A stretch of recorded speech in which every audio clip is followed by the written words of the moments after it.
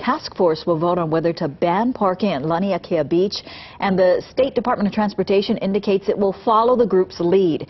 KITV4's Andrew Pereira has more in today's top story. So, Andrew, the task force suddenly missing a member. Yeah, that's right, Paula Yunji. The DOT says Gil Riviere was dropped because he's no longer a state representative, and it had nothing to do with his criticism of the state agency.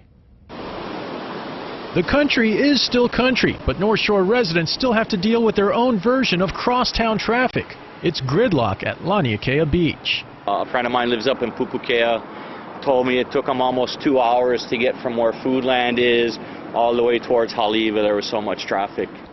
The problem, everyone's trying to cross the street to see the sea turtles. Moving the turtles somewhere else is not an option, but blocking off the unpaved parking lot is. Wednesday evening, members of the Laniakea Task Force are expected to vote on a State Transportation Department proposal to set up barricades. No parking or nothing, and that's really unacceptable. You know, down by the ranch, behind me, all the way down to Chun's, people will figure out a way. But as the only viable short-term solution to turtle traffic, some members of the Laniakea Task Force say they have no choice but to vote in favor of a parking blockade. Task Force member Antia Miller represents the Haleiwa Chamber of Commerce, which in August voted 60 to 40% to support the barricades. It's either that or no short-term relief for the next 5 to 7 years, however long it takes us.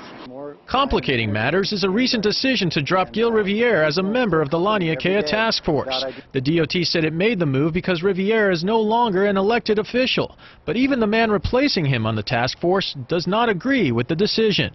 I think it would have been good for the community to have him on board. So in the interests of the community, I think it was maybe not a good idea to drop Gil from the task force. In 2009, state lawmakers approved $1.7 million to study traffic alternatives at Laniakea after funding 2 years earlier was allowed to lapse. Riviere has criticized the DOT for being painstakingly slow. The money that has been set aside for the study would compare different alternatives, whether we widen this road, put 3 lanes, wiggle the road. All those alternatives are supposed to be part of the study, and that's unfortunately hasn't begun yet. The DOT says an analysis of traffic alternatives for Laniakea is in, quote, a preliminary phase. The agency hopes the Laniakea Task Force will reach consensus on a single long-term traffic solution during its meeting Wednesday, which will then be fully analyzed. That meeting takes place at 6:30 at Sunset Beach Elementary. That's the latest. We'll send it back to you.